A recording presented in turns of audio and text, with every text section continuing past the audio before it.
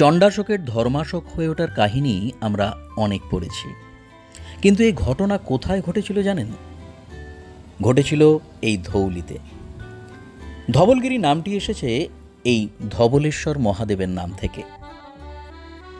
260 খ্রিস্টপূর্বাব্দে মগধ সম্রাট অশোক যখন কলিঙ্গ আক্রমণ করেন, আজ থেকে প্রায় 2285 বছর আগে, তখন কলিঙ্গরাজ শ্রুতায়ুষের সঙ্গে তার যে ভয়ঙ্কর সংঘাত সংঘটিত হয়েছিল কলিঙ্গের বুকে, তা হয়েছিল এই ধবলগিরি পাহাড়কেই কেন্দ্র করে।